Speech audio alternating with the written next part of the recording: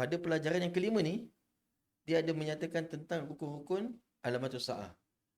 Habib, ya, Islam ada rukun dia, iman ada rukun dia, dan ihsan pun ada rukun dia. Kan? Makanya macam mana Habib perkara ni berlaku dan perinciannya bagaimana Habib? Bismillah, alhamdulillah, wassalatu wassalamu ala rasulillah wa ala alihi wasahbihi wa wala amma ba'd. Alhamdulillah, Jumat mubarakah juga kepada kalian semua dan yang menonton podcast ini. Alhamdulillah kita sambung kembali dengan hadis Jibril. Hadis Jibril memang hadis yang istimewa, dapat gelaran daripada para ulama ummu sunnah, ibunya hadis-hadis Nabi Muhammad sallallahu alaihi wasallam. Kemudian hadis Jibril juga itu datang di penghujung akhir-akhir umurnya Nabi Muhammad SAW, yaitu sekitaran antara 80 sampai 100 daripada sebelum wafatnya Nabi Muhammad SAW. Dan kemudian hadis Jibril ini juga merupakan salah satu daripada bentuk malaikat Jibril memberikan kepada kita kesimpulan, ringkasan daripada apa itu agama Islam. Jadi selepas Rasulullah SAW berdakwah 23 tahun, menyampaikan semua wahyunya, kemudian malaikat Jibril datang bertanya dengan soalan.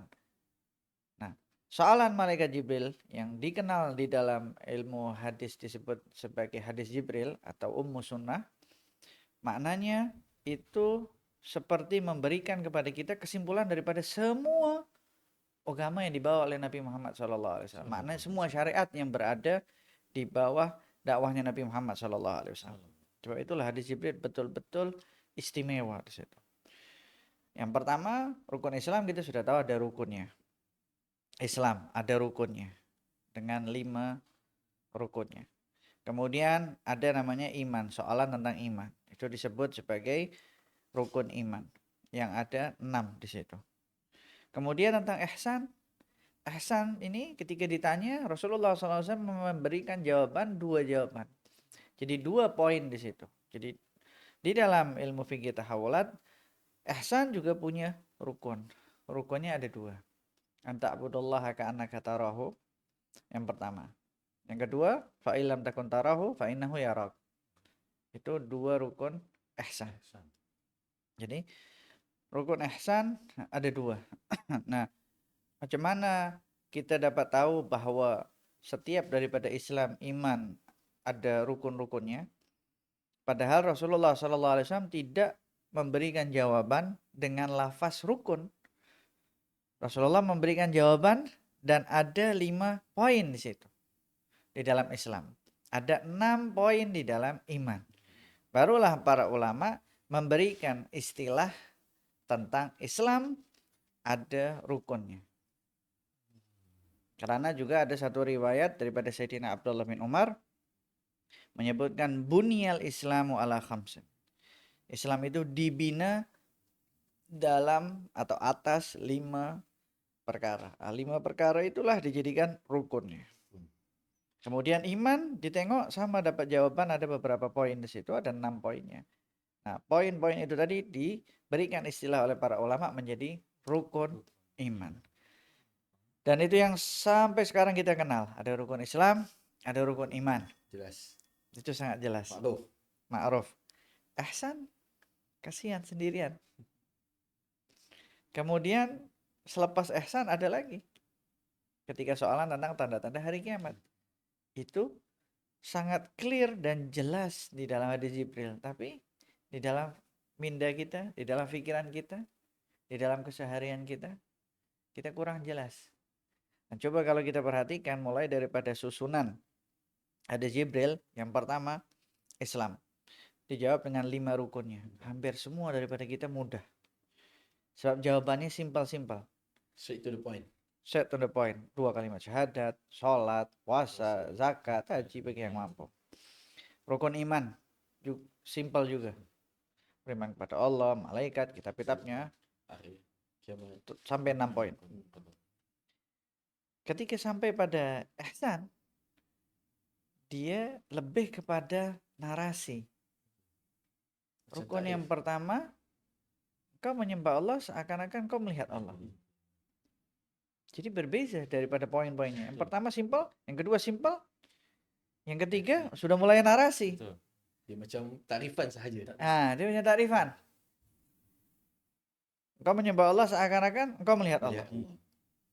Yang kedua, kalau engkau tak mampu melihat Allah, Yakin. yakin Allah melihat Allah engkau. melihatkan kamu.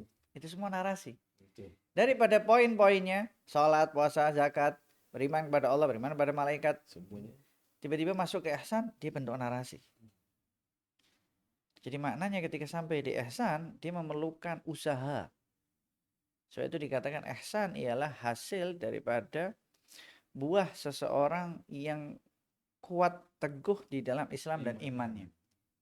Karena itu ialah pondasi atau asas ketika seseorang itu beribadah betul-betul. Dan para ulama pakar-pakar di dalam itu tadi. Pakar ulama di dalam Islam, syariat, dengan banyaknya fuqaha, dengan banyaknya ulama mujtahidin. Kemudian pakar di dalam ilmu iman, munculnya ulama mutakallimin, dan banyak luar biasa yang fokus di bidang itu. Di dalam ilmu ihsan banyak pembesar-pembesar tasawuf, sufi-sufi besar yang muncul karena bentuk praktek di dalam ilmu ihsan itu tadi. Karena mereka mengetahui ada rukunnya itu tadi. Rukunnya 2, tapi narasi di situ. Nah, kemudian bagaimana tentang ilmu tanda-tanda hari kiamat? Hari kiamat. Yang ditanya oleh malaikat Jibril. Jadi di dalam hadis Jibril itu ada 5 soalan. 4 penting bagi kita untuk mengetahui karena dia ada 5 soalan. 4 penting bagi kita. Yang 1 itu tadi diserahkan oleh Rasulullah SAW jawabannya dengan mengatakan yang ditanya tidak mengetahui sama seperti yang bertanya. Mal mas'ulu anha bi'alama minasail. Lafaz ini tadi ada kaitannya dan hubungannya dengan Nabi Isa alaihissalam. Insya Allah nanti kita akan bahas pada masa yang akan datang. Baik, Habib. Maksudnya boleh kita rangkulkan dekat sini, betul lah maksudnya rukun agama tu ada 4 bahagian. Baik, itu yang Habib maksudkan. Jadi di dalam hadis Jibril ada 4 poin penting di situ yang 4-4-nya memiliki jawaban. Dan penutup daripada hadis itu kata Rasulullah berkata kepada Sayyidina Umar, yang datang itu Jibril bagi tahu kepada engkau tentang agamamu. Di riwayat yang lain tentang perkara atau urusan agamamu. Jadi maknanya 4 ini tadi semua masuk di dalam urusan agama. Maknanya dekat sini dah jelas.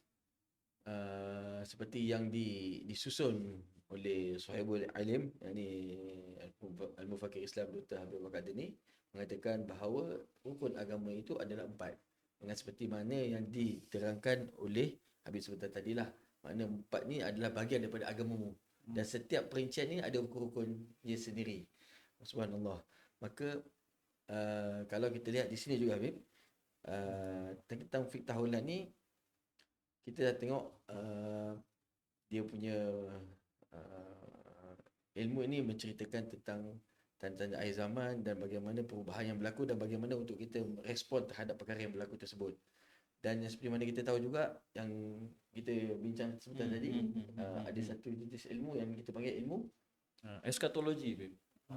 Ini satu ilmu yang boleh dikatakan baru-baru ni jugalah kan. Kita baru timbul istilah ni. Adakah ilmu yang kita sebutkan eskatologi ni sebab orang mula berminat, orang mula untuk mencari dan dia jumpa eskatologi, dia cakap yang digunakan Dr. Habib Abu Bakar Adani adalah fiqh tahulat. Adakah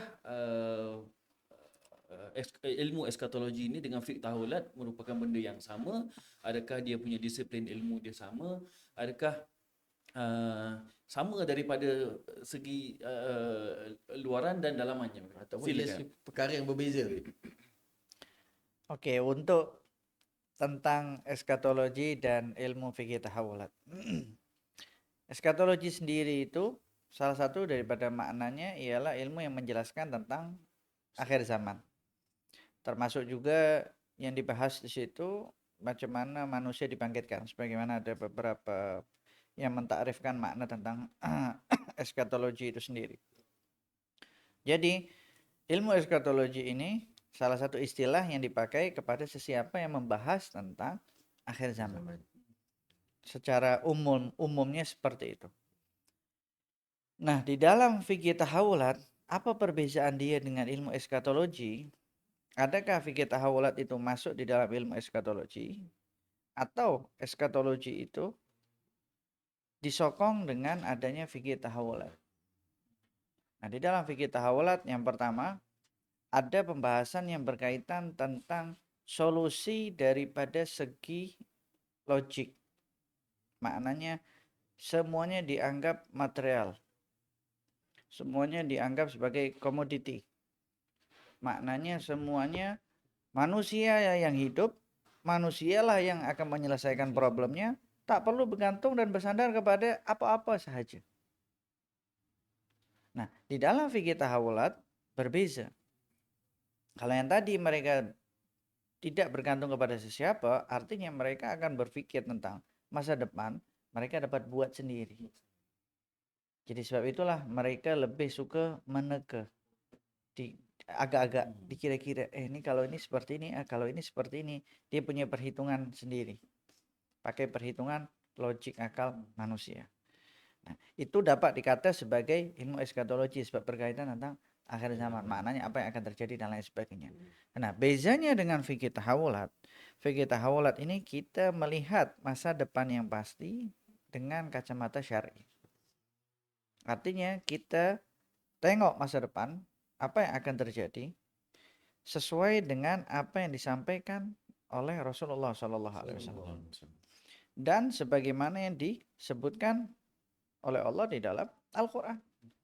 Jadi maknanya kita punya sandaran yang kuat di dalam membaca masa depan yang akan terjadi. Sebab itulah fikih tahawulat dia lebih spesifik membaca masa depan dan lebih akurat dia punya keakuratan itu pasti, karena kita punya landasan dan sandaran untuk membaca masa depan itu adalah Nabi Muhammad SAW. Yang Rasulullah dinafikan oleh Allah tidak mungkin berdusta. Jadi itulah yang membuat fikih tahawulat ini ilmu yang berbeza daripada yang lainnya. Sebab itulah salah satu daripada takrifan fikih tahawulat huwal al-fahmu asyari, pemahaman yang syar'i. Jadi artinya kita tidak boleh memiliki pemahaman di luar daripada nas-nas syar'i atau di luar daripada apa yang diucapkan oleh Allah Subhanahu wa taala di dalam Al-Qur'an, apa yang diucapkan oleh Nabi Muhammad SAW dan apa yang diucapkan oleh para sahabat dan ahlul baitnya Nabi Muhammad SAW yang mengikut konsep mereka semuanya. Dengan cara inilah kita lebih selamat untuk membaca masa depan, dan dengan adanya ilmu fikih tahawulat dia memperbaiki makna daripada eskatologi. Jadi eskatologi syar'i. Maknanya betul lah kita punya tagline Nabi kan, melihat masa depan yang pasti melalui kacamata syar'i. Ya betul. Tagline yang amat berharga tu. Maknanya di sini kita nampak ilmu fiqh tahawulat ni memang berdasarkan daripada Al-Quran dan Sunnah. Maknanya pembicaraan kita ini bukanlah sangka-sangkaan sahaja, berdasarkan dengan nas-nas yang jelas dalam agama. Masya-Allah, tabarakallah. Alhamdulillah, dalam buku ni juga, dalam pelajaran yang ketujuh, dia ada menyatakan tentang aqsam ilmu bi alamatus saah. Jenis-jenis dia dan tanda-tanda dia lah. Seperti kita maklum, kita tahu dalam pengajian agama yang formal kita belajar di sekolah-sekolah, kita tahu tanda kiamat ni ada kecil, sederhana dan besar. Kan? Makanya tanda-tanda ni mungkin orang awam semua dah tahu, dah maklum. Kan? Macam Habib ceritakan dia apa tanda-tanda kecil keluar. Tapi cumanya di sini kita tak tahu dia punya fasa, dia punya timeline. Waktu kecil tu bila bermula tanda kiamat kecil dan berakhirnya bila. Nanti bila masa tanda sederhana wusta, dan untuk pergi ke kubra bila pula. Boleh Habib rincikan lagi berkenaan ini menjadi Curious lah, tanda soal pada saya ni. Yang pertama, tanda-tanda hari kiamat dia ada ilmunya. Sebab itulah yang ditanya oleh malaikat Jibril, adakah tanda-tandanya atau bagi tahu aku tentang tanda-tandanya. Sebab itulah ilmu tanda-tanda hari kiamat atau fikih tahawulat dia ada 2 rukun. Sebagaimana ilmu-ilmu yang lainnya di dalam hadis Jibril. Rukun yang pertama, antalidal amatu rabbataha. Seorang perempuan melahirkan tuannya. Coba tengok yang tadi rukun di dalam ilmu ihsan narasi. Masuk di dalam ilmu yang selepasnya narasi lagi. Juga. Tarifan. Lebih berbau kepada simbolistik. Simbol. Jadi dia narasi dan simbol. Ketika seorang perempuan melahirkan tuannya sendiri. Mungkin ketika kita tahu poin-poin di dalam Islam, sholat, puasa, kemudian beriman kepada Allah, beriman kepada malaikat, dan seterusnya. Kemudian masuk di dalam narasi ilmu ihsan, sedikit kita memahami. Kau menyembah Allah seakan-akan kau melihat Allah. Itu pun kadang-kadang orang masih confused. Bagaimana nak melihat Allah? Ya Allah dalam solat. Kecuali orang yang faham tentang ilmu tauhid, ilmu kalam, atau ilmu tentang rukun-rukun iman. Kemudian yang selanjutnya level yang keduanya, kalau engkau tak dapat melihat Allah, maka Allah melihat engkau. Macam mana dia punya keyakinan Allah melihat kita? Sedangkan kita bermaksiat seakan-akan tak ada siapa yang tengok. Jadi narasi itu. Tapi ketika masuk tentang ilmu tanda-tanda hari kiamat, betul-betul narasi dan simbol. Ketika seorang perempuan melahirkan tuannya sendiri. Sedangkan realitinya seorang perempuan akan melahirkan Anak. anaknya. Bukan tuan. Tapi kenapa disebut oleh Rasulullah seorang perempuan melahirkan tuannya? Itu Dan- yang kita perlu penjelasan daripada orang yang mengetahui. Sebab itulah itu disebut sebagai rukun yang pertama di dalam ilmu tanda-tanda hari kiamat atau fikih tahawulat. Rukun yang kedua lebih membuat takjub lagi. Kata Rasulullah, nanti ketika engkau melihat antara hufat al-urat al-ala ru'a asyai yatatawaluna fil bunyan. Ketika engkau tengok ada seseorang yang hufat, tak pakai selipar. Antara hufat al-urah, orang yang dia pakai pakaiannya hanya sekadar untuk tutup auratnya sahaja. Alah, status dia miskin. Ru'a asyai, maknanya dia punya pekerjaan itu pengembala kambing. Tiba-tiba ketika engkau tengok 4 spesifik daripada seseorang ini tadi, tiba-tiba dia berubah ya tatawaluna fil bunyan, tinggi-tinggian di dalam bangunan. Jadi maknanya betul-betul di rukun yang kedua membuat kita berpikir jauh lebih dalam lagi. Ini bukan hanya narasi, semua simbol. Nak kena takwil ni. Nah, Takwil tanya.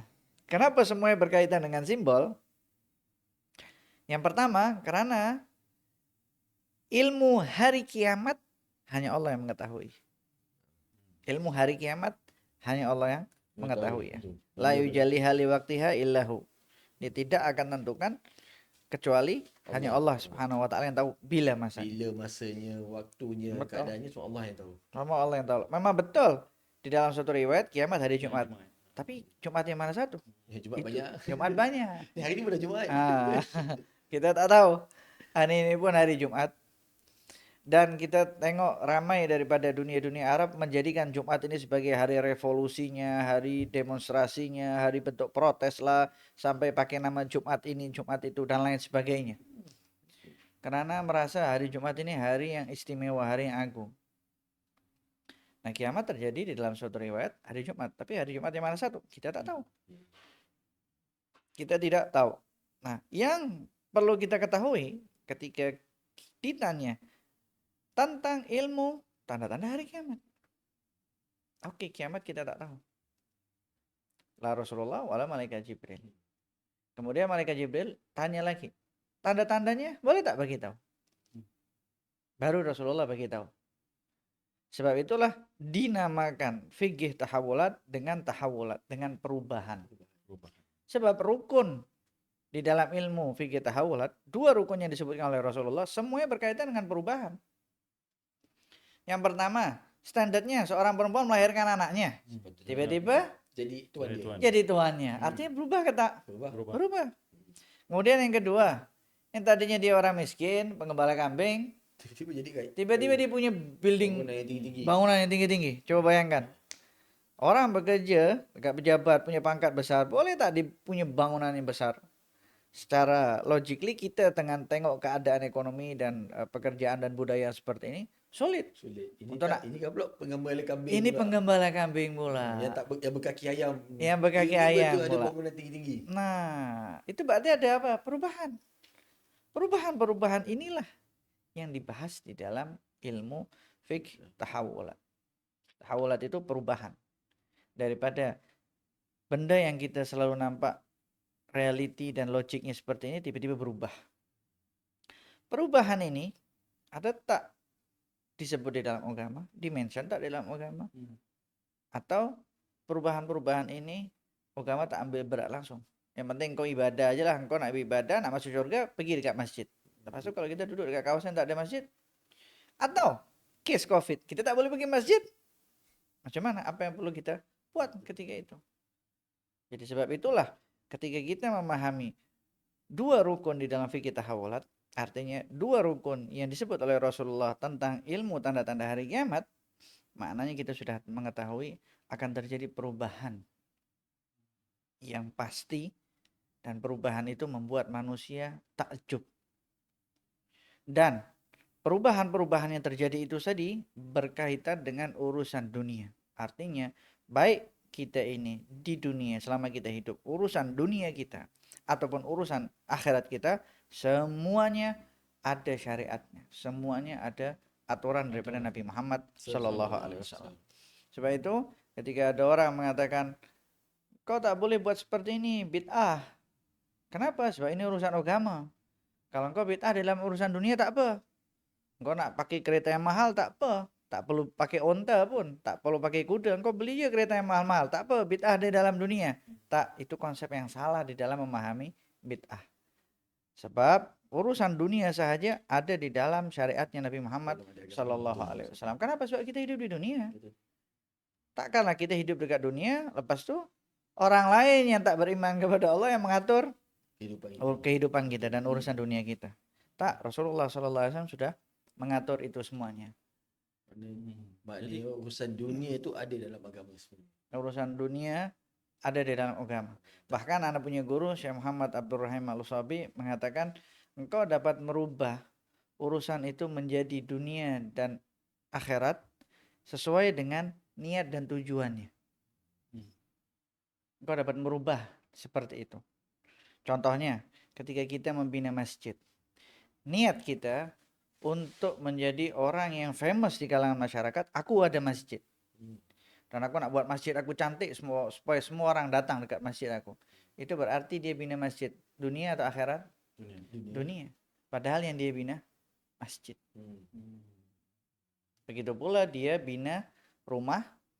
Dia niatkan aku nak bina rumah ini tadi supaya orang-orang yang tak ada rumah boleh menginap dekat rumah aku, supaya orang-orang tamu atau orang-orang yang tak punya rumah, orang miskin, janda, anak yatim dan lain sebagainya boleh tinggal dekat rumah aku tadi nih. Dia bina rumah itu dunia atau akhirat? Akhirat. Urusan dunia tapi untuk akhirat. Urusan dunia tapi untuk akhirat. Dia urusan akhirat. Jadi Langsung urusan akhirat. Meskipun zahirnya nampaknya seperti dunia, tak. Dia urusan akhirat. Sebab semua yang berkaitan di dalam dunia kehidupan kita ini semua diatur oleh Rasulullah SAW. Dan semua aturan Rasulullah pasti terbaik untuk kita. Nah, selepas kita tahu rukun ini tadi dan kita sudah fahami betul-betul ternyata rukunnya sahaja menceritakan tentang perubahan, nah barulah bahagian-bahagian tanda-tanda hari kiamat itu terbagi menjadi tiga. Ada namanya sughra, ada namanya wusta, ada namanya kubra. Dan ana biasanya kalau mengajar, ana tak suka menyebut tanda-tanda hari kiamat kecil. Karena takut orang tuh berpikir ini tanda kecil je. Oh, ambil enteng, ambil ringan. Ringan. Yalah manusia kadang bahasa tu pun penting. Alah, tanda kecil je. Macam tu. Betul. Bahasa itu penting.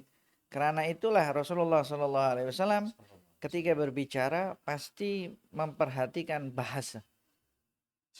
Sebab itulah salah satu daripada keistimewaannya Rasulullah. Rasulullah yang paling fasih. Dan Rasulullah mengatakan, ana afsahu may yantiqu bid-dhat. Aku yang paling fasih ketika menyebut lafaz huruf dhat. Huruf dhat ini huruf yang paling sulit di dalam huruf hijaiyah semuanya. Nah, sebab itulah di dalam ilmu tajwid ada sahabat yang menyebut huruf dhat dengan pipi yang melengkung sebelah kiri satu, ada yang pipi sebelah kanan, ada yang dua-duanya. Tapi Rasulullah begitu, aku yang paling fasih menyebut huruf dhat. Jadi maknanya bahasa Arab ialah bahasa kunci untuk menentukan masa depan kita yang suci. Ini penting bagi kita. Nah, ketika kita sebut tentang tanda-tanda hari kiamat sughra, kubra, dan wusta, kita selalu pakai istilah sughra. Sama seperti hadis, jangan diterjemahkan hadis dhaif itu dengan hadis lemah. Nanti orang anggap enteng, ini hadis lemah, ini hadis lemah. Dia tak sadar.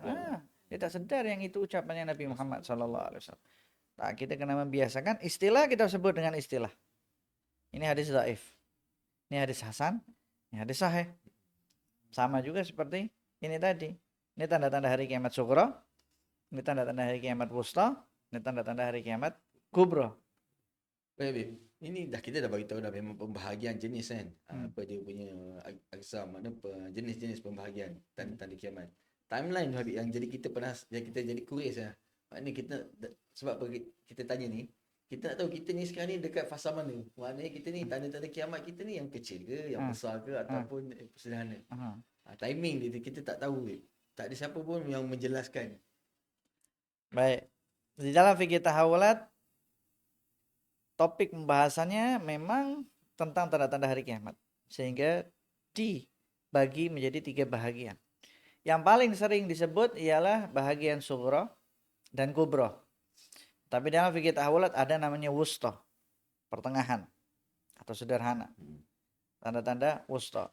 Nah, di dalam fikih tahawulat juga ditentukan dia punya start time-nya sampai end time-nya. Ada time frame lah. Ada time frame-nya. Bermula bila dan berakhir bila. Itu ada dalam fikih tahawulat. Ini penasaran ni. Kita sabar nak dengar ni.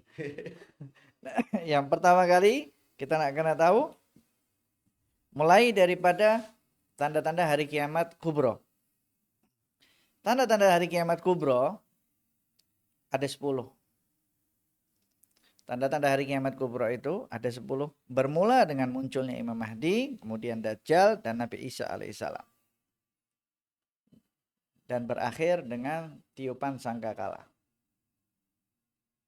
Itu tanda-tanda hari kiamat kubra. Kemudian kita naik lagi ke selanjutnya. Tanda-tanda hari kiamat wusta. Tanda-tanda hari kiamat wusta ini bermula semenjak diutusnya Rasulullah SAW sebagai seorang nabi dan rasul. Diutusnya Rasulullah SAW sebagai seorang nabi dan rasul, mulai itulah tanda-tanda hari kiamat wusta. Sampai bila? Sampai munculnya tanda hari kiamat kubra. Mulai daripada diutusnya Rasulullah SAW sampai munculnya tanda hari kiamat kubra. Itu time frame untuk wusta. Itu time frame untuk wusta. Jadi artinya wusta sudah habis masanya. Atau lebih spesifik lagi, wusta itu mulai daripada diutusnya Rasulullah SAW sampai Sofyani kedua. Apa Sofyani kedua itu maksudnya? Sofyani kedua itu di penghujung marhalah kita. Di penghujung marhalah kita kan sekarang berada di fase yang namanya fase al-istinfar. Al-istinfar itu boleh dimaknai sebagai kericuhan. Maknanya huru-hara ada di mana-mana. Kekecohan ada di mana-mana. Itu di penghujungnya ialah Sofyani kedua. Nanti selepas itu baru muncul tanda-tanda kubra. Kemudian kita naik lagi ke atasnya. Tanda-tanda hari kiamat sughra. Bila tanda-tanda hari kiamat sughra itu? Tanda-tanda hari kiamat sughra itu bermula semenjak diciptakan alam semesta. semenjak diciptakan Nabi Adam. Mudahnya. Hmm. Sampai bila? Sampai Sampai ditiup tadi sangkakala. Ah. Maksudnya sugra ni dia berterusan Nah, untuk ketiga-tiga tempoh ni. jadi sugro selalu masuk di wusta dan di kubro. Kubro. Tetapi wusta tidak masuk di Tak dalam masuk kubro. kubro. Kubro tidak masuk dalam wusta. Jadi ketika kita tengok time frame-nya seperti ini, kita dapat memilah-milah secara ilmiah kita sekarang berada di tanda-tanda hari kiamat yang mana satu.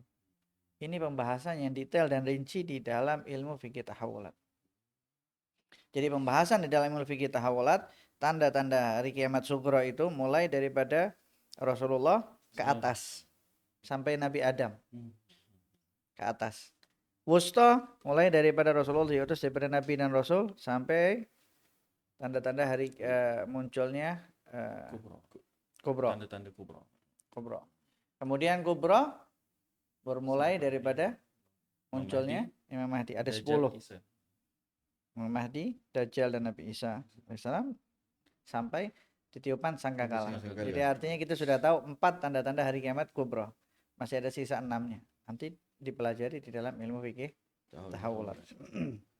Jadi Wib, anda tertanya-tanya juga. Hari ini semua tertanya-tanya Wib. Curiosity. Maksudnya sebelum mungkin anda tak tahu, mungkin dah pernah tanya atau belum soalan ni.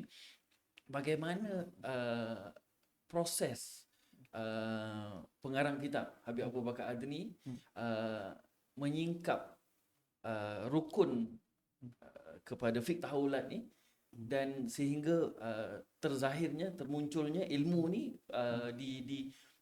di waktu sekarang ni. Maksudnya daripada pandangan Habib Abu Bakar, bagaimana maksud waktu ni perlu dikeluarkan ilmu yang ini.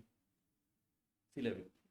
Jadi Habib Abu Bakar itu ketika beliau belajar, dan beliau belajar kepada Habib Abdul Qadir bin Ahmad As-Sakaf, salah seorang ulama besar Jeddah, salah seorang pakar dalam ilmu ihsan.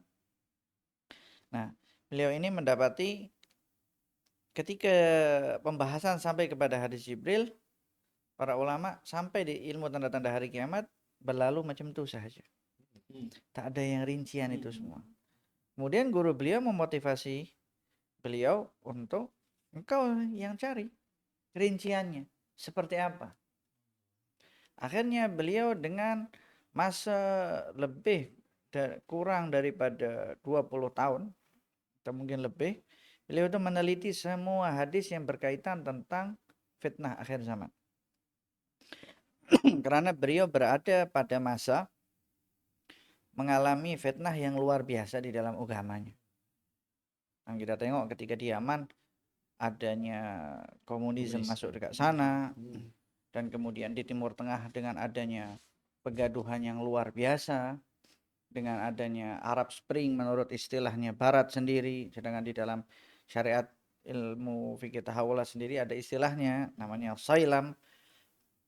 Jadi maknanya ketika beliau itu mengalami masa-masa seperti itu, dan beliau juga nampak sekularisme itu sampai kepada Yaman, mulai dipisahkan antara agama dan urusan keduniaan, beliau mulai meneliti ini semua Rasulullah ada bagi tahu atau belum? Adakah ini semua ada solusi daripada Nabi Muhammad SAW? Nah, itulah yang membuat beliau mengumpulkan dan meneliti secara syar'i apa yang pernah diucapkan oleh Nabi Muhammad SAW berkenaan tentang perubahan yang ada. Sampai beliau itu mendapatkan salah satu hadis yang menjadi motivasi utama beliau untuk mengenalkan tentang fikih tahawulat. Salah satu hadis daripada Nabi Muhammad SAW tentang idharul ilm, menampakkan, menzahirkan, menyingkap ilmu. Nah, ketika beliau sampai pada hadis itu, beliau juga berpikir, karena beliau juga termasuk orang alim. Cara berpikir beliau betul-betul terkonsep dan tersusun. Bukan seperti kita. Kadang-kadang kita ini zaman sekarang termasuk tanda-tanda akhir zaman juga, kita mendengarkan siapapun yang berbicara. Siapa yang berbicara kita dengar dan masuk di kepala kita. Dan kadang-kadang dapat merubah prinsip kita. Itu kita. Kenapa? Karena kita tidak punya keteguhan di dalam prinsip kita. Orang kalau dia faham dengan apa yang dia lakukan, dia pasti akan confident. Seperti dia ibadah, dia akan tahu. Ketika dia sholat, dia nak pakai kunut, dia confident karena tahu. Ketika dia sholat, dia tak pakai kunut, dia confident, dia sudah tahu. Dan ketika kita makmumnya, ketika kita kadang sholat ada yang kunut, ada tak kunut, perbezaan itu ada, kita tahu karena kita confident. Ada perbezaan yang rahmat di situ. Nah, Rasulullah SAW menyebutkan tentang penyingkapan ilmu itu tadi, tentang pembongkaran ilmu itu tadi. Ilmu apa itu tadi? Disitulah Habib Abu Bakar Masyhur mengatakan ilmu ini menurut pemahaman kita ialah ilmu fikih tahawulat. Kenapa? Karena ada kaitannya tentang trigger untuk ilmu itu ditampakkan. Rasulullah beritahu di dalam hadisnya, "Idza la'ana akhiru hadhil ummati awwalaha." Ini triggernya. Ketika orang di akhir zaman melaknat orang-orang yang sebelumnya. Oh, ini dah berlaku dah, Habib. Sudah berlaku kan? Dah berlaku. Orang apa menyoalkan dan mengkritik kredibiliti imam sebelum ni pada dah. Nah, betul. Jangankan para imam yang hebat-hebat sekelas Imam Syafi'i dan lain sebagainya. Kadang-kadang kakek Sahabat. moyang kita pun dimaki-maki. Ya. Ini sebab kakek moyang aku lah hijrah dekat Malaysia ni. Kenapa dia tak hijrah dekat New York dulu? Ini kenapa dia tak hijrah dekat Swiss ke? Mana tak? Ini Rasulullah dah sebut, Beb. Ini Rasulullah sudah sebut. Kalau hijrah di Swiss dapat DNA orang Swiss, Habib. Jadi Rasulullah sudah sebut. Subhanallah, Masya Allah. Jauh betul pada Rasulullah. Sekarang Dan Rasulullah beritahu ketika orang di akhir zaman itu melaknat orang-orang awalnya, Rasulullah selepas bagi trigger, ini triggernya. Kemudian Rasulullah bagi perintah. Faman kana indahu ilmun falyudhhir. Dalam riwayatnya falyansyuruh. Dilahirkan ataupun disebarkan lah. Sesiapa yang memiliki ilmu pada masa itu, hendaklah dia zahirkan. Atau dia sebarkan. Atau dia wujudkan. Atau disingkap ilmunya. Dr. Abu Bakar Masyhur ketika membaca ini, ilmu apa yang dimaksud oleh Rasulullah ini? Sedangkan kita sudah tengok bahwasannya kehidupan kita ada Imam Syafi'i, ada Imam Hanafi, ada Imam Malik, ada Imam Ahmad bin Hanbal, ada lagi imam mujtahidin sebelum kita sampai 70 sampai 80 mazhab kalau misalnya tersusun secara rapi. Maknanya tersusun secara rapi, ada penerusnya yang membukukan. Ilmu apa yang dimaksud oleh Nabi Muhammad SAW? Nah, daripada situlah Dr. Abu Bakar mengatakan ilmu ini menurut pemahaman kita ialah ilmu fikih tahawulat, ilmu yang berkaitan tentang keselamatan ketika muncul fitnah-fitnah di dalam kehidupan kita. Selepas ada perintah daripada Nabi Muhammad di dalam hadis itu, ada amaran di penutup hadisnya. Fa inna katimal ilmi yauma idzin ka katimi ma unzila ala Muhammad. Sesiapa yang pada masa itu menyembunyikan ilmu itu, maka dia seakan-akan menyembunyikan wahyu yang diturunkan kepada Nabi Muhammad SAW.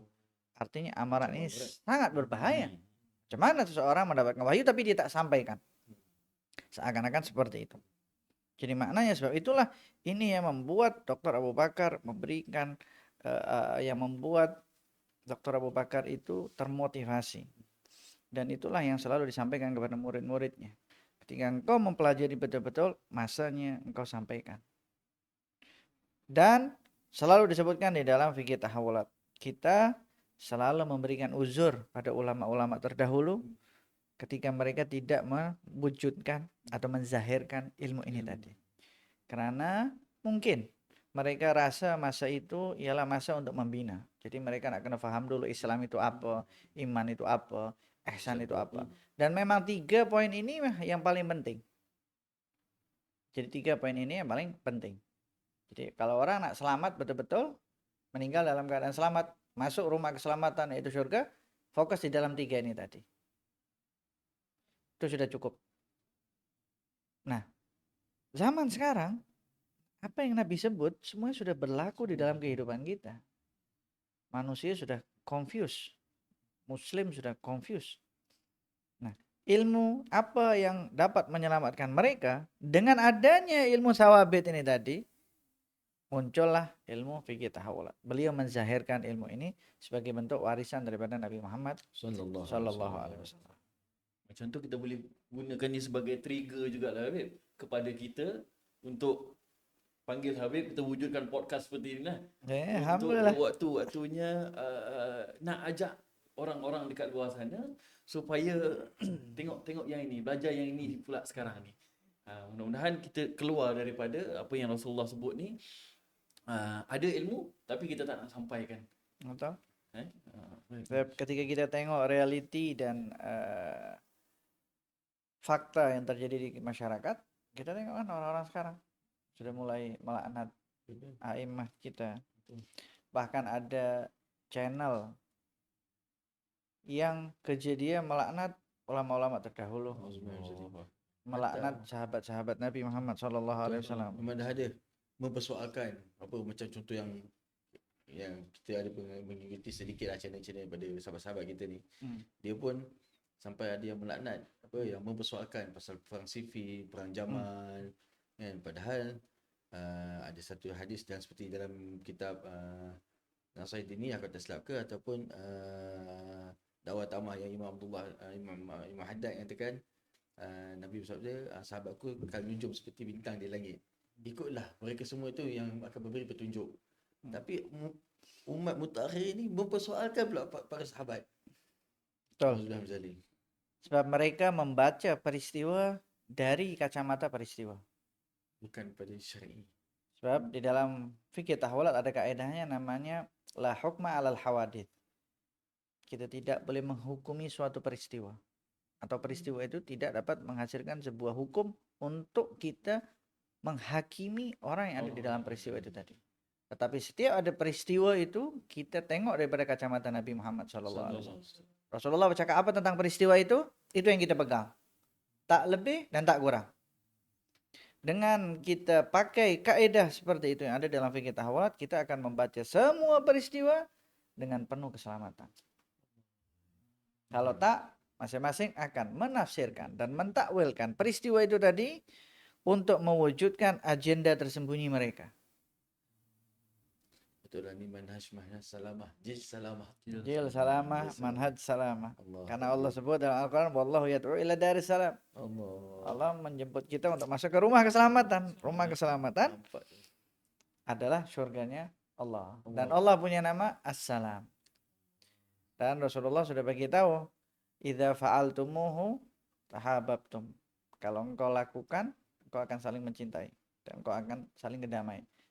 Abu Bakar baca hadis itu, idza fa'altumuhu. Kalau engkau aktifkan benda itu. Bukan kalau engkau hanya sekadar lakukan, tapi engkau aktifkan benda itu. Apa?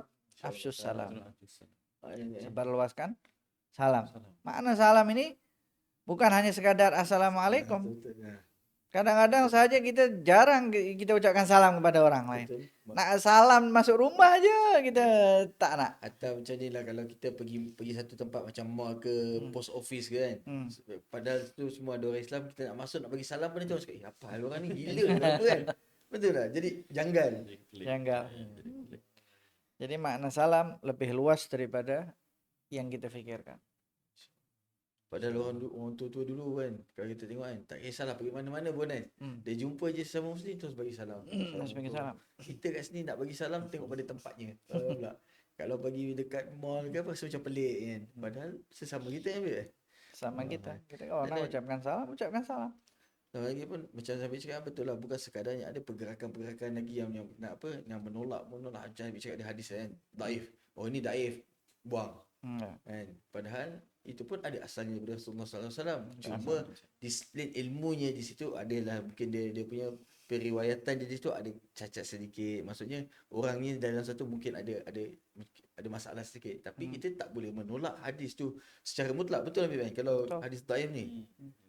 Cumanya ulama menyatakan kita tidak boleh menggunakan hadis dhaif ini sebagai sumber utama untuk menentukan hukum. Tapi kalau support kepada hukum tu boleh. Betul. Boleh. Tentang amalan-amalan kita. Fadail amal kita betul. Fadail amal. Ha. Artinya fadail amal, hadis itu tidak memerintahkan kita. Artinya kita buat atau kita tak buat tak jadi masalah. Makanya kalau orang umum yang termasuk dalam dakwah ni, maknanya dia pun dah termasuk dalam fitnah, Habib. Karena kata Rasulullah nanti di akhir zaman ada imam-imam yang menyesatkan. Imam-imam yang menyesatkan itu lebih aku takuti daripada Dajjal, kata Rasulullah SAW. Itu penegasan daripada Rasulullah. Itu ada penegasan dari Rasulullah. Patut dalam Ihya Imam Ghazali pada kata ulama-ulama su. Itu disebut ulama su. Rasulullah lebih luas lagi. Al-a'immah al-mudhillun. Imam yang menyesatkan. Makna imam ini luas. Influencer juga dapat diartikan sebagai imam sebab dia punya pengikut. Oh. Maknanya takrif cantiknya bahasa Nah. Arab kan? Imam tu kan. Karena imam maknanya sesuatu yang memiliki pengikut. Atau seseorang atau kelompok yang memiliki pengikut. Apatah lagi zaman sekarang influencer, follower dia. Ya Yang betul. dikejar-kejar. Betul, berapa M. Adalu. Sesat lagi menyesatkan lagi. Jadi makna Rasulullah itu jauh lebih luas daripada kalau kita nak sebut sebagai ulama. Tak. Memang betul ulama termasuk di dalam situ karena ulama juga sebagai imam. Betul. Tapi kepala rumah tangga juga imam. Kalau kepala rumah tangganya rusak, Rosak semua. anggota keluarga rusak. Jadi setiap ada orang yang memiliki pengikut itu dapat disebut sebagai imam secara bahasa. Yang itu yang aku takuti kata Rasulullah SAW. Kemudian macam mana di dalam satu riwayat tanya kembali, macam mana cara mereka ya Rasulullah atau macam mana konsep mereka sampai mereka itu menyesatkan? Kata Rasulullah, mereka berbicara dengan cara kita berbicara dan mereka berpakaian dengan cara kita berpakaian. Jadi macam mana masyarakat awam dapat mendiagnos ini betul ke tak betul ya? Detect. Ini betul ke tak betul? Tak. Apatah lagi zaman sekarang. Orang bercakap apa aja didengar. Karena kebiasaan orang ini suka scroll.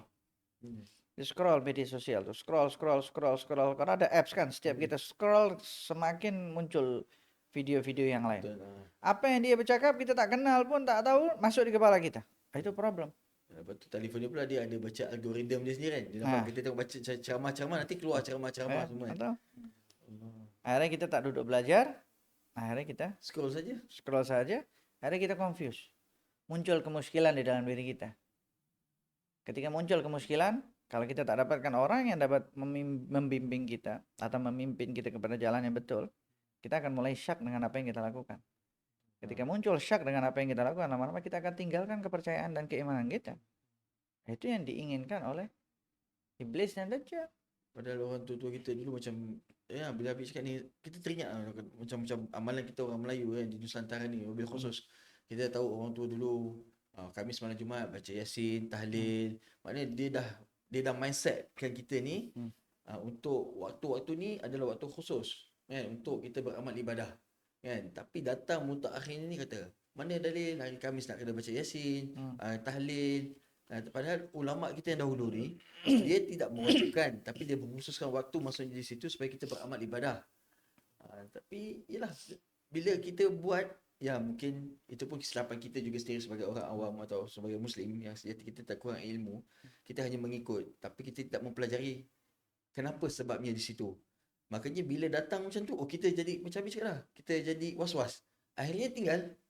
Maknanya yang menang syaitan dengan iblis lah. Sebab itu sekali lagi kita ingatkan dalam fikih tahawulat tidak berbicara tentang halal dan haram. Tetapi berbicara tentang fitnah yang kita alami dan macam mana kita keluar daripada fitnah itu tadi.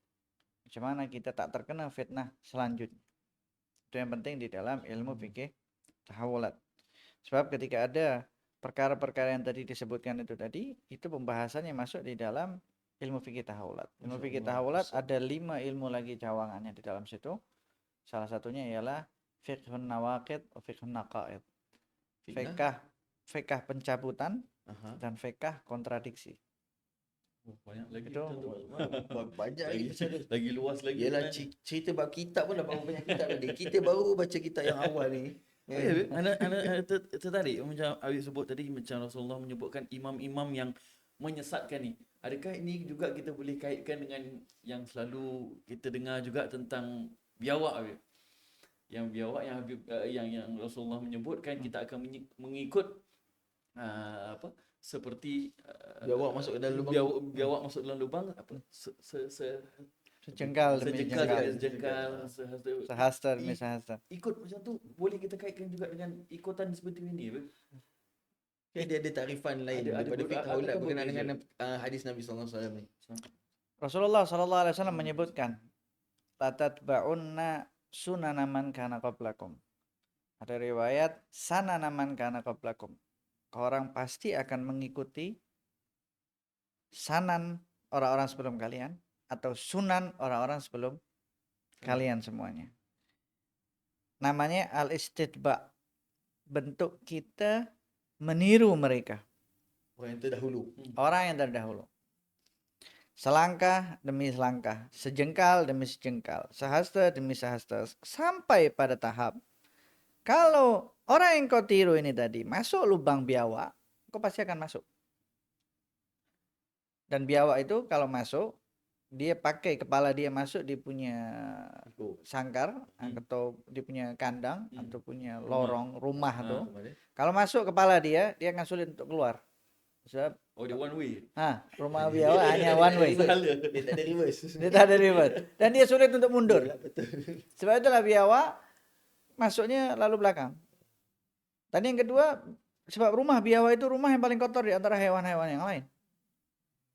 Maknanya kalau udah masuk tempat, meskipun dia paling kotor, paling teruk pun, paling jijik pun, kau akan ikut. Masuk juga. Masuk juga. Itu namanya al-istitba. Bentuk pengikutan. Kemudian sahabat tanya, ya Rasulullah, itu yang kita ikut tuh orang Yahudi ke dan orang Nasrani? Kata Rasulullah, kalau bukan mereka siapa lagi? Di dalam riwayat yang lainnya lagi, mereka tanya, ya Rasulullah, kalau kita nak ikut macam itu, berarti kita akan ikut kaum Parsi dan kaum Romawi lah. Kata Rasulullah, manusia ini kalau bukan mereka siapa lagi? Tengok. Jadi maknanya al-istidba itu masuk di dalam tanda-tanda hari kiamat sughra. Dan tanda-tanda hari kiamat ini di dalam ilmu fikih tahawulat ada tanda-tanda hari kiamat yang telah berlaku, sedang berlaku, dan akan berlaku. So, itu ada tanda-tanda hari kiamat yang dia akan berulang setiap masanya. Ada tanda-tanda hari kiamat yang dia selesai dengan munculnya tanda tersebut dan dia tak akan berulang. Ada yang belum keluar lagi. Tunggu masa dan waktunya. Tunggu masanya. Nah, termasuk tanda-tanda yang dia akan berulang pada setiap masanya ialah al-istitba ini tadi. Mengikuti style. Sebab itu ada riwayat sanan, ada riwayat sunan. Masya Allah, bahasa Arab. Tengok tu. Kata Imam Ibn Hajar menyebutkan ada sanan, ada sunan. Nah, yang paling banyak dipakai memang sanan. Nah, sebab itulah Imam Al-Muhallab, Imam Mahlab, salah satu imam yang disebutkan di dalam syarahan daripada Imam Ibn Hajar, dia lebih banyak dipakai sanan. Kenapa? Karena berkaitan hadis lafaz selepasnya itu berkaitan tentang hasta dan jengkal. Jadi maknanya itu berkaitan tentang jalan. Kalau jalan lebih sesuai disebut sebagai sanan. Tetapi Imam Ibn Uttih mengatakan sunan. Kemudian kata Dr. Abu Bakar Masyhur mengomentari, kalau seandainya dua imam ini hidup di zaman sekarang, pastilah yang lebih sesuai sunan. La tatba'unna sunana man kana qablakum. Kenapa? Sebab sunan itu berkaitan dengan style, gaya. Sekarang kita tengok Gaya lah sekarang, betul. Ambil contoh kita tengok dulu kaum Nabi Allah Lut. Sekarang wujud advance lagi. LGBTQ pula tambah lagi. ikut semuanya. Jangankan itu, yang sekarang kita tengok kehidupan kita ikut ketat. Cara pakaiannya lagi kan. Cara berpakaian, Daripada dulu. cara potong rambut, Betul. macam mana?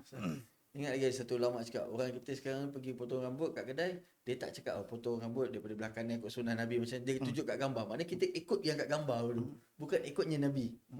Sebab dia tak mengetahui seperti apa. Tapi memang dia akan ikut style seperti itu. Dan itu masuk ke dalam semua elemen masyarakat tanpa kita sadari. Betul. Tapi belajar fikih tahulat kita akan sadar, kita ikut ini ke kita tak ikut ini. Betul lah. Fiqh tahunan ni dia ada menjaga sebagai Menjaga. benteng. Supaya kita tahu dapat membezakan dia punya borderline antara mengikut ataupun tidak mengikut. Sebab itulah kalau kita tengok ramai daripada influencer yang selalu mengatakan kita ini tak mampu menciptakan sesuatu yang baru. Kita ini semuanya hanya meniru. Tiru saja. Amati, tiru, modifikasi.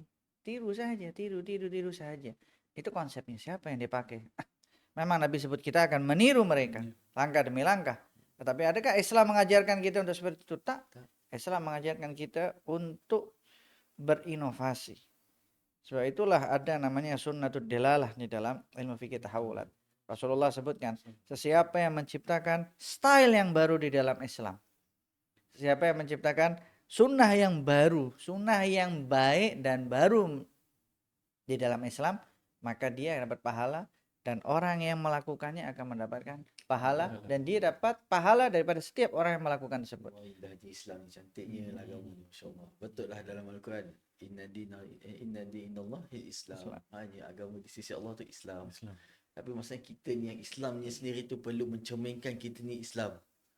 Sebab tu orang, yelah macam kita cakap, kalau orang bukan Muslim ni Habib, kalau kita tengok, dia bukannya boleh, bukannya dia kalau tengok Islam ni dia kaji Quran ke apa pada mulanya. Dia mesti kita tengok bilhal dengan hal kita sebagai orang Islam ni yang mencerminkan ni. Barulah datang minat dia kepada Islam. Macam contohlah baru ni macam anda sendirilah mengalami ada turis daripada Jepun. Dia teringin nak pergi masjid. Tapi dia tak tahu. Tapi bila tanya, daripada mana kamu tahu? Saya tengok orang pergi ke masjid sembahyang orang Islam. Maka saya tertarik nak pergi ke masjid. Subhanallah, alhamdulillah, rezeki dapat bawakan dia pergi ke masjid. Dia tengok indah Islam tu. Dan mudah-mudahan betul lah yang macam kita cakap tadi kan. Kita sendiri ni yang kena mencerminkan Islam dulu. Betul. Kita nak kena tahu identiti kita sebagai seorang Muslim.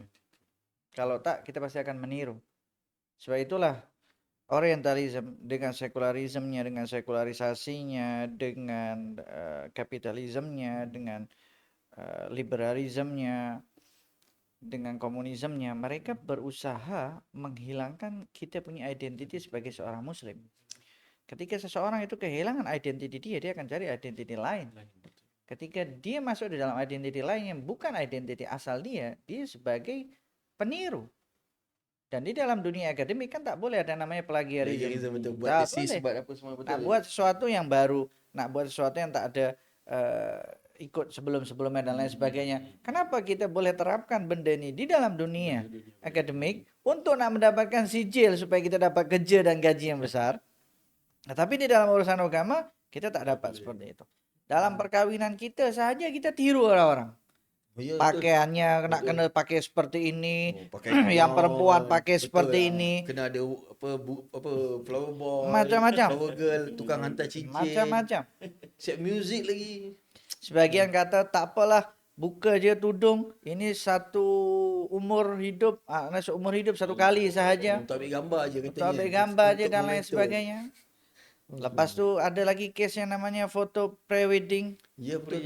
Pre-wedding. Pre-wedding. Sekarang ada lagi apa? Baby bath apa? Sebelum lahirnya anak dia dah buat macam mini party untuk apa? Isytiharkan. Style yang diikuti orang-orang mana yang diikut itu semuanya. Sebab itu kalau memang style itu, sebab itu di dalam istilah fikih tahulat kita akan pergi ke arah sahala yang dipaksa masuk di situ. Balik macam hadis tadi kan. Macam hadis tadi. Betul. Kita kita ikut je lah. Fik tahunan ni abstrak simbolik. Maknanya kena apa difahami dengan Difahami, orang betul. yang betul ahlinya, betul fasalu ala zikri lu kuntum la ta'lamun.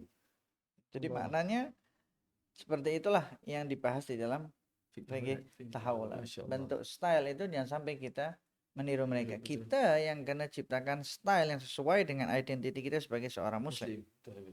Ya Allah. Saya ingat gimana nak tahu tentang style, nak tahu tentang apa semua, kita sejarah lah. Sejarah Islam tu pun penting juga. Sebab anda teringat ada satu ulama kita di Tanah Melayu ni, di Kampung Merbau, Perak, Syekh Idris Al-Marbawi. Dia kata untuk merosakkan sesuatu generasi jil tu, pisahkan dia daripada sejarah dia. Sejarah dia. Mana bila dia tak tahu sejarah dia tak tahu identiti dia. Akhirnya hal itu juga mencarilah. Betul. Salah satu di dalam cawangan ilmu fikih tahawulat ada namanya fiqhur rabtut bainad diyana wa tarikh. Fikah korelasi atau mengikat antara agama dan sejarah. Jadi macam mana caranya kita membaca sejarah dalam kacamata fikih tahawulat. Mulai daripada Nabi Adam dan cerita semua para nabi, case-case mereka, musuh-musuh mereka, konsep musuh mereka merosakkan ajarannya para nabi sampai pada zamannya Nabi Muhammad SAW. Itu semua dibahas di dalam fikih tahawulat. Kitabnya lebih spesifik namanya Masrufatul yang kita telah bahas pada masa sebelumnya. Imam Ali karamallahu wajhah kata apa? Tafakkur tu lebih baik daripada 1000 kan solat ke apa? Lebih kurang dulu anak-anak pernah baca Bib. Dia kata Imam Ali ke sabda Nabi Allah Alam, mungkin Habib boleh betulkan. Dia kata tafakkur tu support, maknanya tafakkur tu penting, antara salah satu esensi dalam agama juga. Mana kita memikirkan apa benda yang telah berlaku. Betul, tafakur itu penting di dalam agama. Tetapi tafakur ini perlu landasan. Kalau kita punya landasan yang kuat di dalam berpikir, maka hasilnya juga kuat. Bagus. Kalau tak, bahaya.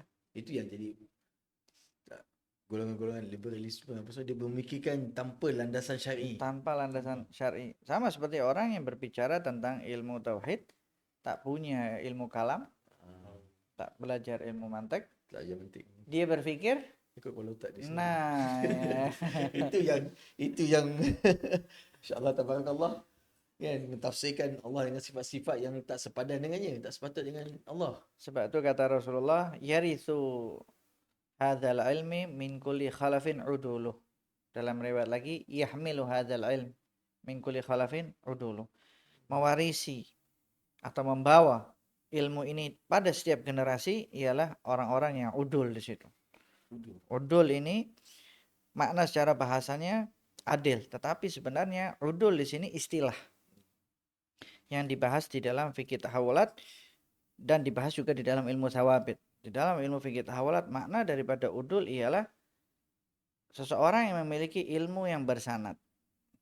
Dan yang kedua, dia ikut dengan regulasi fikih tahawulat. Selamat lisannya daripada ucapan yang rendah, dan selamat tangannya daripada darah, dan selamat hatinya daripada gelisah.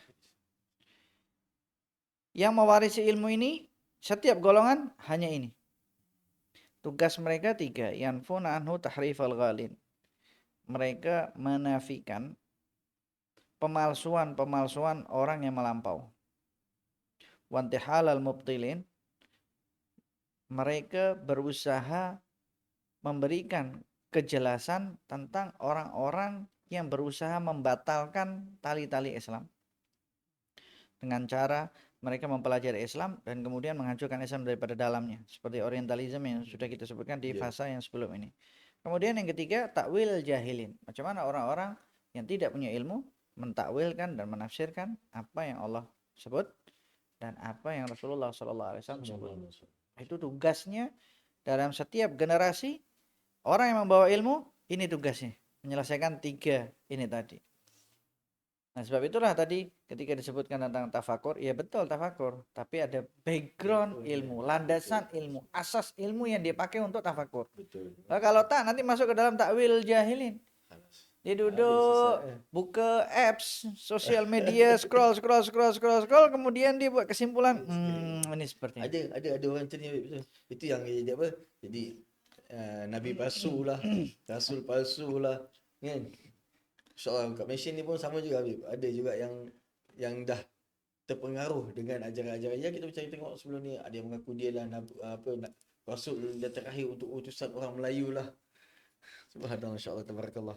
Sebab tadi karena disebut nabi palsu ya, Rasulullah SAW sudah menyebutkan bahwasanya nanti tidak akan terjadi hari kiamat kecuali muncul nabi-nabi palsu. Itu dah masuk dalam tanda Betul. kiamat juga, Bib. Betul. Yang mana satu? Tidak akan muncul tanda-tanda kiamat sampai muncul 30 pendusta. 30 pendusta itu termasuk di dalam satu riwayat. Yang lainnya termasuk daripada yang mengaku sebagai nabi. Dan akhirnya nanti Dajjal. Jadi penting bagi kita untuk mengetahui 30 ini sudah sempurna atau belum angkanya. Kita akan bahaskan lebih detail lagi, insya-Allah. Insya Allah kita akan bahaskan lebih detail lagi karena berkaitan dengan Dajjal. Tetapi maknanya munculnya nabi-nabi palsu itu tanda-tanda hari kiamat sughra dan akan berlaku pada setiap masa. Maknanya akan terusan. berlaku pada setiap masa. Dia termasuk tanda-tanda hari kiamat yang dapat berulang. Nah, pembahasan itu semuanya ada dalam fikih tahawul. Ada contoh subhanallah. Tadi kita jatuh contoh-contoh yang ada berlaku pada sesuatu fasa tertentu sahaja dan tanda-tanda yang akan berulang dalam tempoh sughra, wusta dan kubra berulang. Insya-Allah. Betul lah, betul kata orang kan. Laulah sanad apa? Kalau tak ada sanad orang boleh bercakap tak sebarangan saja. Insya-Allah. Betul, ulama-ulama kita ni dia pentingkan sanad supaya ilmu yang disampaikannya dia dapat sahih seperti yang ditahqiqkan oleh gurunya, daripada guru dia dan kepada guru dia hingga kepada Rasulullah SAW. Karena tugas kita menyampaikan apa yang disampaikan oleh Nabi Muhammad SAW.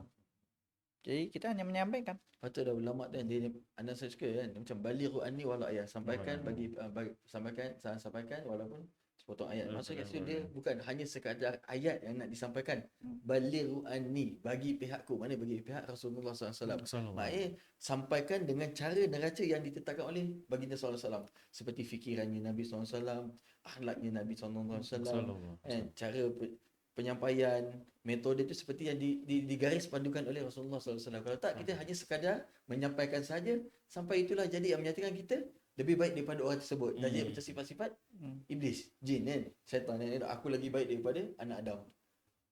Subhanallah. Kalau nak tengok bagus ulama kan, dia ya bukan sekadar menyampaikan, tapi dia nak dari pihak Nabi. Tanggungjawab dia menyampaikan bagi pihak Nabi. Sebab itulah tidak boleh digunakan mimbar di masjid itu untuk berbicara selain menjadi wakilnya Rasulullah SAW.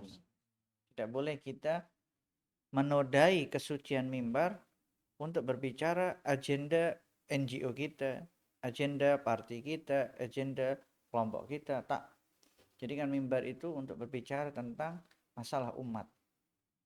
Cuman Rasulullah SAW memberikan kita solusi supaya selamat ketika kita hidup berada di akhir zaman. Ni yang Habib masukkan mimbar ni bagaimana Habib? Ini takut orang mimbar maksudnya. Mimbar lebih spesifik kepada mimbar di masjid. Okey. Ya. Karena ramai orang-orang yang tidak sempat mendengarkan nasihat, ilmu, ceramah kecuali ketika dia sholat Jumat. Jadi pakai mimbar itu sebenar-benarnya mimbar. Jadi kan ketika kita naik mimbar itu kita menjadi wakil Rasulullah. Menyampaikan peringatan. Kita sampaikan peringatan. Kita sampaikan semuanya jalannya Nabi Muhammad Sallallahu Alaihi Wasallam. Jalannya Nabi Muhammad ialah jalan tengah-tengah. Tidak ekstrim kanan, tidak ekstrim kiri. Itu jalannya Nabi Muhammad. La tafriq wala takfir. La tabdi' wala takfir. Patutlah anda pernah dengar ni. Ada tak tahu kisah dengar daripada mana tak ingat kan. Cuma ada jemaah cakap pada yang pemberi khutbah, kenapa ulang khutbah yang sama je tentang sifat-sifat mahmudah lah, tentang ikhlas, tentang tawakal, tentang. Lepas tu jawab imam ni tadi, memanglah sebab di dalam masyarakat aku masih tak nampak sifat-sifat yang aku ceritakan ni pada masyarakat penduduk-penduduk tempat aku. Jadi dia mengulang dia punya khutbah sampai kan benda tu dapat diaplikasikan, dapat diamalkan oleh masyarakat keliling. Maksudnya platform khutbah tu sangat-sangat special, Betul. Sebab itu makna yang lebih luas lagi di dalam mimbar media sosial, Media tempat kita boleh bercakap. Sebab itu kenapa kita dapat dengarkan semua orang yang bercakap tanpa kita peduli, tanpa kita tahu dia ini siapa, Background ni siapa betul? background itu dia siapa, tapi kita dengar dan merubah prinsip kita. Nah, sebab itulah kita jadikan tempat ini sebagai salah satu daripada cawangan mimbar untuk sampaikan warisan daripada Nabi Muhammad SAW. Itu niat sebab kita buat podcast juga di hari ini. Podcast kita ni untuk menyampaikan kepada masyarakat, mudah-mudahan kita masuk dalam bahagian ini tersebut. Dalam bahagian Amin. yang habis cakap insya-Allah. Amin. InsyaAllah. Habib insya-Allah. Insya-Allah tabarakallah. Tanpa kita sedar pun masa pun berjalan dengan cepat Laju kan. InsyaAllah dah. Bila sesuatu benda yang mahal, ilmu ni kita dapat rasakan demi kelazatan, kenikmatan tanpa merasai waktu tu berjalan dengan pantas. Alhamdulillah Habib, terima kasih atas untuk podcast episod ketiga ni. Dan Sama-sama. mudah-mudahan lagi kita ada masa dan waktu yang lain untuk kita berbincang lebih lagi dengan berkenaan dengan ilmu fiqh tahulat ni. InsyaAllah. Dan kita ucapkan terima kasih lah dengan sponsorship kita hari ni. Masya Allah tabarakallah. Mudah-mudahan perniagaannya barakah Amin. kan, rezeki yang luas dan barakah untuk dia dan keluarga. Amin. Dan dapat kita juga menyebarkanlah kecintaan kepada baginda Nabi Muhammad SAW. Disebabkan mereka pun bagi tahu juga dah selawat ke hari ni kan. Maknanya menekankan supaya banyakkan selawat kepada baginda Nabi Muhammad sallallahu alaihi wasallam. Dan mungkin sebagai pengakhiran ni kita minta Habib, kita minta pada khatam Fatihah dan doa khusus untuk kita dan penonton-penonton kita Habib. الفاتحة أن الله يفتح علينا وعليكم فتح العارفين وفكهنا وإياكم في الدين واهدنا وإياكم إلى سواء السبيل وارزقنا وإياهم فهم النبيين وحفظ المرسلين وإلهام الملائكة المقربين يا رب يا كريم ثم نهدي ثواب ما عملنا إلى روح المؤلف الحبيب أبو بكر مشهور أن الله يغفر له ويرحمه ويعطي في الجنة ويعيد علينا من بركاته وأسرار أنوار وعلوم في الدين والدنيا والآخرة على هذه النية وكل نية صالحة جامعة شاملة لخير الدنيا والآخرة وإلى حضرة النبي محمد صلى الله عليه وسلم الفاتحة. Okey.